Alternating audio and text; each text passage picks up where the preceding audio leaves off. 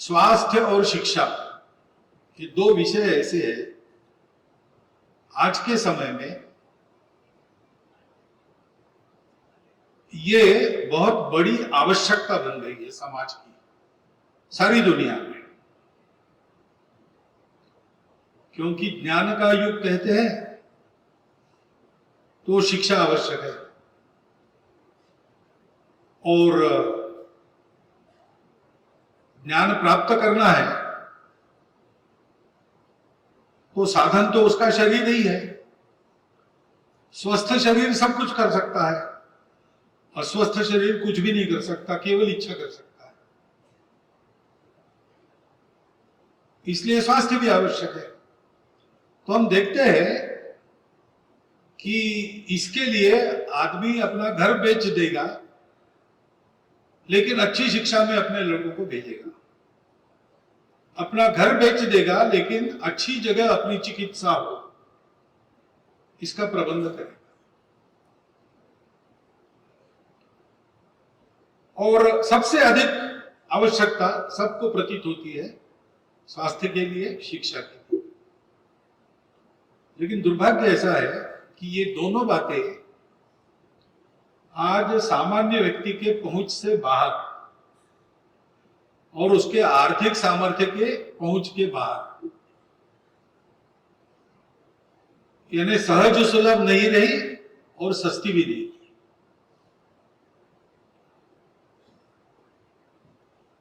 तो क्या विद्यालय वगैरह कम है? वो तो बहुत बढ़ रहे। अस्पताल कम है? ऐसा भी नहीं है।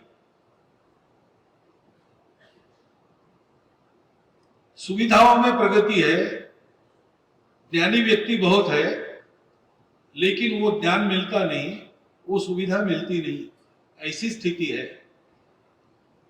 थोड़ा सा हम विचार करते हैं तो ध्यान में आता है कि सामान्य व्यक्ति के पहुंच के बाहर इसलिए हो जाती है कि पहले ये दोनों काम सेवा के नाते किए जाते थे। आज इसको भी कमर्शियल बना दिया गया है। मनुष्य की सोच ने ऐसा बनाया है।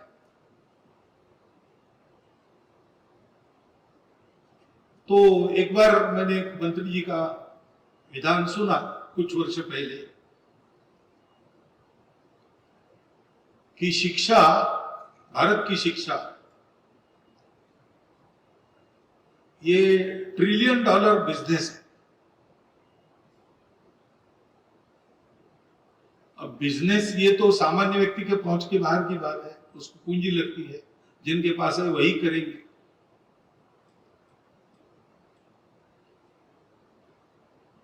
पहले ही शिक्षा देना अपना कर्तव्य मानते थे। जो छात्र आया वो ज्ञानवान होना ये शिक्षक की जिम्मेवारी मानी जाती थी, और उस ढंग से परिश्रम करते थे, छात्र की चिंता करते थे। मेरे बचपन में मैं एक बार बीमार पड़ा मलेरिया से, प्राइमरी स्कूल में था।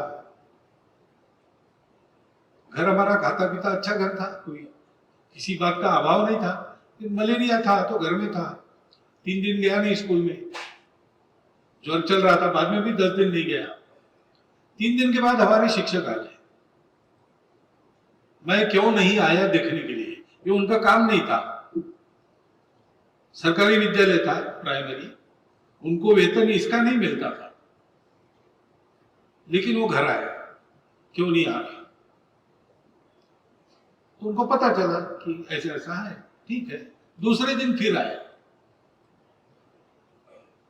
वो जंगल में जाकर कोई जड़ी बूटी लेके आए और हमारे पिताजी को बताया कि इसका काढ़ा पिलाइए, ये जल्दी ठीक हो जाएगा, और बाद में जो वीकनेस आता है वो वीकनेस नहीं है। अब हमारा घर कोई ऐसा घर नहीं था कि जहां कोई ऐसी सहायता आवश्यक है, उनको भी पता था, लेकिन ये उन्होंने सहज भाव से किया। क्योंकि पढ़ाना ये आजीविका का साधन नहीं था, आजीविका तो एक बाय प्रोडक्ट हो गया। क्योंकि जिस छात्र को मैं पढ़ाऊंगा ऐसा मैंने कहा, वो पढ़ने के लिए अपने पास आया है, वो पढ़े इसके लिए उसकी पूरी चिंता कर। ऐसा ही स्वास्थ्य के बारे में रहता था अपने यहाँ प्राचीन व्यवस्था में। तो 10-12 गांव मिलके एक वैद्य जी रहते थे और पता चला उनको कि किसी घर में कोई बीमार है तो बिना बुलाए पहुंचते थे और रुग्ण को ठीक किए बिना विश्राम नहीं करते, क्योंकि चिकित्सा करना एक कर्तव्य था।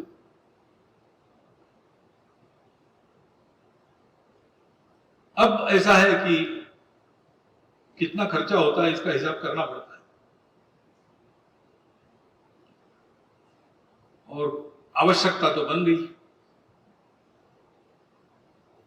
तो ऐसी चिकित्सा चाहिए समाज को,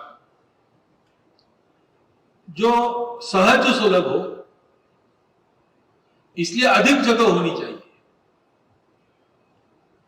व्यापारीकरण के कारण केंद्रीकरण भी होता है।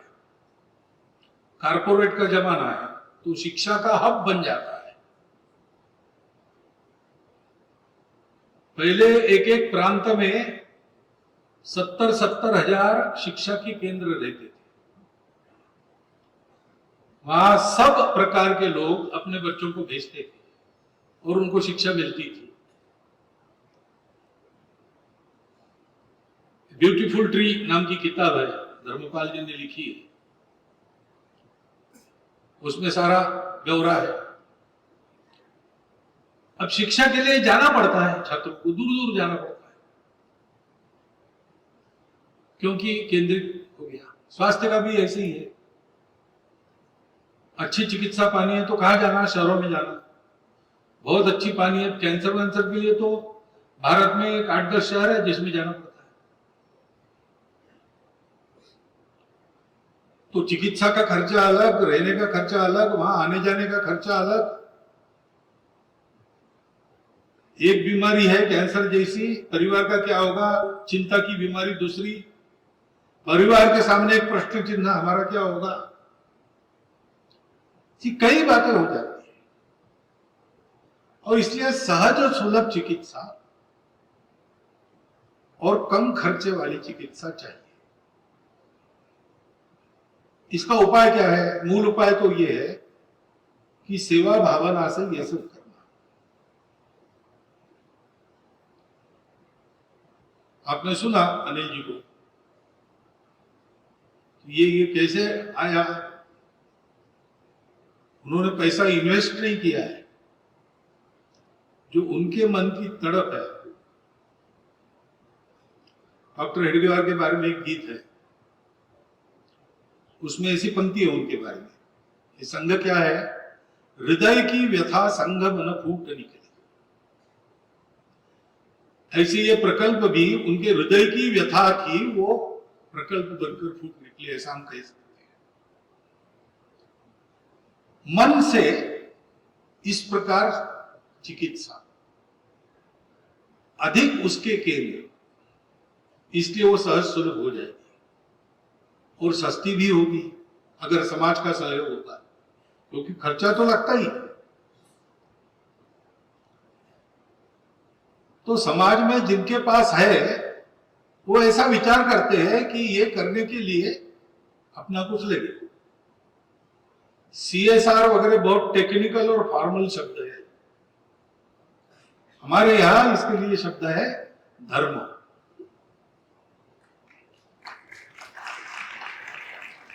धर्म यानी सामाजिक जिम्मेवारी को निभाना। धर्म जोड़ता है समाज को, उन्नत करता है, धारणा करता है समाज की। तो जो सशक्त लोग हैं, पश्चिम कहती है कि सशक्त लोग ही जिएंगे, सर्वाइवल ऑफ द फिटेस्ट। हमारे यहां कहता है कि सशक्त लोग सबको झिलाएंगे। ये हमारा विचार है और इसलिए अपने यहां विद्या ददाति विनयम विनयम याति पात्रता, पात्रता धनम आपनोति धनात् धर्मम तथा सुखम। धन का उपयोग समाज की धारणा के लिए करते हैं, उसमें से सुख मिलता है। एक व्यक्ति का अपना सुख नहीं होता। अपना सुख उसने प्राप्त किया तो भी अगर समाज में दुर्भिक्ष है तो उसके सुख के दिन गिने हुए होते हैं। पूरा समाज सुखी होगा तो व्यक्ति सुखी होगा। और इसलिए व्यक्ति को अपने धन साधन का उपयोग, बुद्धि का उपयोग, शक्ति का उपयोग क्यों करना चाहिए? समाज की धारणा के लिए करना चाहिए। इस भावना से जब होती है कोई भी सेवा, स्वास्थ्य सेवा भी, तो सबके आर्थिक दृष्टि से भी सबके पहुंच में रहती है। और ये केवल रूखा सूखा कर्तव्य इस नाते नहीं निभाते। ऐसा क्यों करना है? ये अपनेपन की भावना है। ये बात ठीक है कि धन का उपयोग धर्म करने से सुख मिलता है, लेकिन अपना सुख क्या है? समाज का सुख मेरा सुख है, अपनों का सुख मेरा सुख है। अपना सुख अपनों का सुख है और समाज में सब अपने हैं। तो अपनों के लिए किया जाता है। एक मराठी चित्रपट आके गया, कटियार काळजात घुसली नाम का, पहले नाटक था, उसका सिनेमा हो गया। उसमें एक गाना है, उस गाने में एक पंक्ति है, संवेदना सहवेदना समाधान, ऐसा कहा है। संवेदना संवादे सहवेदना समाधान। तो अभी मुझे बताया अध्यक्ष जी ने कि हमारे जो चिकित्सा के लिए लोग आते हैं उनके साथ हम संवाद रखते हैं। चिकित्सा पूरी होकर वो जाते हैं, उसके बाद भी हर महीने संवाद का प्रयास करते हैं। क्यों करते हैं? हो गया, आ गए, चिकित्सा हो गई, ठीक हो गए, गए, अब क्या संबंध है? नहीं, संबंध तो पहले भी था, आज भी है, कल भी रहेगा। वो बीमार होके उनको यहां आना पड़ा, ये तो एक नियति का योग है। लेकिन नहीं आते तो भी अपने ही है, अपने, इसलिए संवाद चाहिए। संवाद से मनुष्य को अपनी वेदना में सहयोगी मिलता है। और आदि जो वेदना है या आदि जो बीमारी है, वो इस सहसंवेदी भावना से कम हो जाती है। जैसे कैंसर की बात है, कैंसर की चिकित्सा में पेशेंट की हिम्मत काम करती है। दवाई तो करती है, लेकिन उसके साथ पेशेंट की हिम्मत भी काम करती है। और हिम्मत तो उसको कब आती है? जब ऐसे मित्र मिलते हैं, उसको बात करने वाले मिलते हैं। डॉक्टर का तो काउंसलिंग होता ही होगा, होना भी चाहिए, लेकिन पेशेंट मानता है डॉक्टर है, उनका काम है काउंसलिंग करना। लेकिन जिनका काम नहीं है वो भी अपनेपन से पूछताछ करते हैं, हिम्मत देते हैं, ठीक हो जाते। जैसे पेशेंट था, वो ठीक ही नहीं हो रहा और डॉक्टर ने उसको 3 महीने दिए कि 3 महीने के बाद तुम्हारा खेल खत्म। लड़का इंजीनियरिंग में पढ़ रहा है, लड़की का ब्याह करना है और कर्जा भी है कुछ। तो हुआ ये कि दवाई लागू ही ना पड़े और डॉक्टर ने बता दिया 3 महीने के बाद। उनके एक मित्र थे, मित्र है ने संबंध आया किसी कारण से, थोड़े बुजुर्ग थे, अच्छे थे, साधन संपन्न थे। उनके घर पहुंच गए, उसके लड़के को पत्नी को बैठाया सामने, उसके सामने, और फिर पूछा बताओ क्या क्या बोझ है तुम पर? इसका 2nd ईयर में, इसका फाइनल ईयर होना है, इंजीनियर बनेगा, इसका विवाह होना है, अनुमानित खर्चा क्या है? इतना लाख, इतना लाख, इतना लाख, और क्या कर्जा है? सारा उसने बताया। कुछ 10 लाख की टोटल होती थी। उन्होंने अपना चेकबुक दिखाया, 10 लाख आंकड़ा लिख दिया, साइन कर लिया, तीनों को बताया, इसको बताया, बोले बस अब बाकी चिंता नहीं करना, ठीक होने में मन लगा। हिम्मत आ गई, ठीक हो गया, अभी भी है, काम कर रहा है। बाद में मैंने उनको पूछा कि एकदम इतना आप एक व्यक्ति को 10 लाख दे रहे, तो उन्होंने बताया कि ये मेरा साइकोलॉजिकल प्रयोग था, मेरे पास इतना पैसा नहीं है। लेकिन वो हिम्मत ही हार चुका था, तो उसकी हिम्मत कैसे वापस लाए? तो मेरी प्रसिद्धि तो है कि मैं साधन संपन्न हूं, इतना नहीं, तो मैंने जाके कर दिया। उन्होंने कहा अगर वो वास्तव में कुछ करने की बारी आती है तो मुझे 4 लोगों के पास से मैं जमा ही करता, मैंने कह दिया था व्यवस्था करता हूं, मैं मेरे पास नहीं। ये भी आवश्यकता रहती है। तो इसलिए सस्ती, सुलभ, और इसको क्या शब्द थे, सुसंस्कृत स्वास्थ्य सेवा या सहृदय स्वास्थ्य सेवा। जैसे छात्र को पढ़ाना है, शिक्षक ने ठान ली है, उसके सुख दुख को जानकर उसको खड़ा करता है, वैसे पेशेंट का दुख अपना दुख मानकर डॉक्टर उसको ट्रीट करता है। सेवा का प्रकार ये होना चाहिए। दूसरी बात है कि अनेक प्रकार से खर्चा कम भी होता है। कुछ बीमारियां ऐसी है जिसमें एलोपैथी भी कहती है कि इसके लिए आयुर्वेद का इलाज। कुछ बीमारियों के बारे में होम्योपैथी ज्यादा उपयोग होता है। कुछ बातें नेचुरोपैथी से ठीक होती है। फिर व्यक्ति भी है, किसी को आयुर्वेद लागू पड़ता है, किसी को एलोपैथी ही चाहिए। अब पश्चिम के दृष्टिकोण में ये कस्टमाइजेशन नहीं है, स्टैंडर्डाइजेशन। वो वहां न्यूयॉर्क में बैठकर या वाशिंगटन में बैठकर या कहीं वहां बैठकर रिसर्च करेंगे कि एक आदमी को कितनी कैलोरीज चाहिए, और वहां से एक पेपर लिखेंगे जो मैगजीन में प्रकाशित होगा, और पूरी दुनिया पर वही मानक लागू होंगे।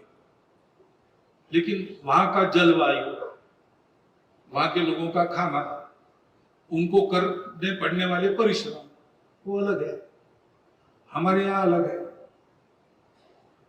लेकिन वहां ऐसा है यूनिफॉर्मिटी, एक ही बात पूरे दुनिया पर लागू करना। दुनिया में विविधता है उसका विचार नहीं करना, हमारे यहां ऐसा नहीं है दृष्टिकोण। हमारे यहां ये कहते हैं कि किसकी प्रकृति क्या है। एलोपैथी में भी फैमिली डॉक्टर नाम की एक चीज थी, अब बहुत कम हो गई है। वो फैमिली डॉक्टर ने 3-3 पीढ़ी उसी डॉक्टर का दवा वो फैमिली लेती है। वो डॉक्टर को पता है कौन कैसा है, उसको किसको कब बीमार पड़ना होता है, क्या खाने से किसका पेट बिगड़ता है, वो जानता है, और जानकर डायग्नोसिस और उपचार करता है। तो ज्यादा कारक वर्षा नहीं। ऐसे ही हमारे यहां व्यक्ति की प्रकृति जानो, दवाई की भी प्रकृति। महासुदर्शन चूर्ण मुझे लेना है तो मैं रहता नागपुर में हूं, वहीं तैयार हुआ वहां की जड़ी बूटी से मुझे लागू पड़ेगा।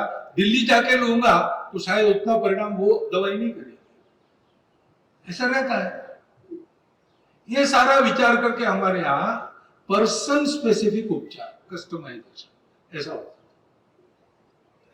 तो वो कितना संभव है आज मैं नहीं जानता, लेकिन ये तो संभव है कि एक ही छत के नीचे सारी पैथियां उपलब्ध हो। कोई पैथी श्रेष्ठ कनिष्ठ ये मेरा दावा बिल्कुल नहीं है, ज्ञान जहां से है वहां से ठीक है, लेकिन मनुष्यों की विविधता ध्यान में रखते हुए सब प्रकार उपलब्ध रहे। ये किया तो जिसको एलोपैथी लागू नहीं है वो खर्चीला उपचार एलोपैथी का क्यों करे, उसको होम्योपैथी लागू है, खर्चा कम होता है और लागू पड़ता है दवा। ऐसी कुछ सोच लेकर करना पड़ेगा। इस प्रकल्प में सब प्रकार की पैथी यहां उपलब्ध है, तो थोड़ी ये भी व्यवस्था आगे चल के ऐसी होनी चाहिए कि इस पेशेंट को क्या लागू पड़ता है इसकी भी परीक्षा होनी चाहिए और अच्छा हो। एक बात है कि ये होना था तो हुआ, कार्यकर्ताओं ने परिश्रम किया, सतत लगे।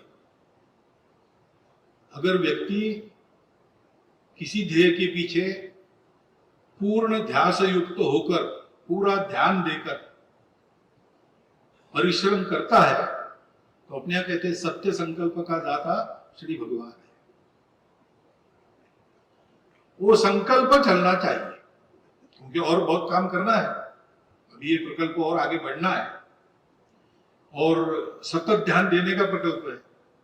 एक बार ये कर दिया और हो गया ऐसा नहीं होगा, इसको चलाते रहना पड़ेगा, क्योंकि बीमारियां सनातन है, स्वास्थ्य का विषय सनातन है, चलता आया है, आगे भी चलेगा। और इसलिए वैद्यकीय सेवा, मनुष्य की शिक्षा की सेवा, ये सेवाएं भी सनातन है। जब से मनुष्य का जन्म हुआ तब से अस्तित्व में आई, और जब सृष्टि में मनुष्य नहीं रहेगा तभी समाप्त हो। और इसलिए सतत चलाना, कम दामों पर सतत सेवा, तो सतत प्रयास करना पड़ेगा, बिना थके, बिना निराश हुए। तो संकल्प अपना कायम रहे। और कम दाम में सेवा देनी है तो क्वालिटी का डायल्यूशन कभी भी नहीं होना चाहिए, उसका भी ध्यान रखना पड़ेगा। और ये सारा करने के बाद भी ये बहुत अच्छा काम है, अभिनंदनीय काम है, शाबाश कहना चाहिए। मैं कहता भी हूं, बाहर से आया हूं इसलिए शाबाश कह रहा हूं। ये प्रशंसनीय काम है और लोग इसकी प्रशंसा करेंगे। लेकिन कार्यकर्ताओं ने उसको एक कान से छोड़कर दूसरे कान से छोड़ देना, एक कान से सुनकर। क्योंकि जो मैं सेवा कर रहा हूं वो काम लोगों को अच्छा लगता है, प्रशंसनीय लगता है भी, परंतु मेरे लिए तो वो सहज स्वाभाविक बात है। ये करने से रुग्णों की रुग्णता समाप्त होती है, वो उनका लाभ है, लेकिन लाभान्वित तो मैं होता हूं। सेवा से हम पवित्र होते हैं। जिसकी सेवा करते हैं वो हमारे लिए नारायण रूप है, वो हमको अवसर दे रहा है। कहीं हिमालय में जाना नहीं है, कुछ नहीं है, अपने घर के अड़ोस पड़ोस में, अपने स्थान पर जो अपनी शक्ति है उसके साथ, जितनी शक्ति है उतनी लगाकर भगवान स्वयं सेवा का अवसर इस सेवा करने के लिए मुझे दे रहे हैं। और इसलिए इसमें ये भी अच्छा ही है, लोग अच्छा इसको कहेंगे, प्रशंसा करेंगे। विनम्र भाव से उसको सुनना, दूसरे कान से छोड़ देना। मन में ये नहीं आना चाहिए कि हम भी क्या 30 मार खाना है। आगे सतत अगर काम करना है तो बहुत आवश्यक है, क्योंकि विद्या ददाति विनय, विनयाद याति पाते। विद्या के साथ विनय, वैसे सेवा के साथ भी विनय चाहिए। हमको तो वही बातें काम की है जिससे अधिकाधिक लोगों का हम कल्याण कर सकें। न त्वहं कामये राज्यम न स्वर्गम न अपुनर्भवम कामये दुख तप्तानाम प्राणिनाम आरती नाशनम। ये राजा रंतिदेव का कहा सब सेवा करने वालों के लिए गुरु मंत्र है, करते रहना करते रहना। नेकी करो और कुएं में डालो, ऐसे ही काम हो रहा है। सहज संवेदना से इस काम की शुरुआत हो रही, और छोटे छोटे कदम लेकर आगे बढ़ रहे हैं, ये भी अच्छी बात है। Bite only that much which you can chew। बड़ा बोझ लेके बैठ जाना ये ठीक नहीं, थोड़ा थोड़ा होगा, जल्दी नहीं है। सनातन समस्या है, इलाज लंबे समय तक चलेगा, लेकिन जो करेंगे वो उत्कृष्ट करना, और जो करेंगे वो यशस्वी करना, सतत करना। अपने प्रति धन्यता होनी चाहिए, गौरव होना चाहिए, अहंकार नहीं आना चाहिए। ये ध्यान में रखकर करना। ये सब चल रहा है, और ये हम कर रहे हैं, तो हमारी सेवा तो ऐसी है कि हम सेवा करते चले जाए और लोग सेवा लेते चले जाए, ऐसी इच्छा हमारी सेवा करने वालों को नहीं होती। उनको ये इच्छा होती है कि हमारी सेवा करने से जो सेवा लेते हैं वो सेवा करने वाले बन जाए। मराठी में एक कविता है कुसुमाग्रज की, कि उसकी हिंदी ऐसे बन सकता है, देने वाला देता जाए, लेने वाला लेता जाए, लेते लेते लेने वाले ने देने वाले के हाथ लेने चाहिए। दान लेते लेते वो दान देने वाला बन जाता है। ऐसी सिद्धत्व जगाने वाली सेवा उनको करनी है, तो समाज को साथ लेकर करना, क्योंकि हम सेवा करते रहे, कुछ लोग सेवा लेते रहे और बाकी लोग आप जैसे बजा रहे वैसे तालियां बजाते रहे, ये तो कल्पना नहीं है। समाज के आवश्यक कार्य के लिए संस्था संगठनों को काम करना पड़े केवल अलग होकर, ये ठीक नहीं। समाज की आवश्यकता है समाज पूर्ण करे, ये होना चाहिए, वो भी बात जगनी चाहिए, उसके लिए समाज का सहयोग वो ले रहे। तो सब अच्छी सेवा के लक्षण पूरा करके ये काम हो रहा है, वो आगे सतत करना है, सतत चलना है। तो कुछ बातें ध्यान में रखने की मेरे मन में आती थी, तो मैंने आपके सामने चिंतन के लिए रख दी। बाकी ये जो काम हो रहा है उसके लिए सब प्रकार की शुभकामना है, और मुझे अच्छा लगता है, बहुत सारे स्वयंसेवक भी इसमें है। तो मैं इधर उधर जाता हूँ, लोग प्रश्न भी पूछते हैं, इसके लिए संघ क्या करता है, उसके लिए संघ क्या करता है। मैं कहता हूँ संघ कुछ नहीं करता, वो केवल शाखा लगाता है, उसकी केवल शाखा और स्वयंसेवक है, बाकी सब कुछ हो रहा है वो स्वयंसेवकों का किया हुआ है। ऐसा संघ केवल शाखा चला रहा है और स्वयंसेवक सब कुछ कर रहे हैं। इस दिशा में एक बढ़े हुए कदम का निदर्शक ये कार्य है, इसलिए मुझे भी इस कार्य के बारे में बहुत अच्छी आस्था उत्पन्न हो गई है, उसको मैं व्यक्त करता हूँ, आपको धन्यवाद करता हूँ और मेरा संबोधन समाप्त।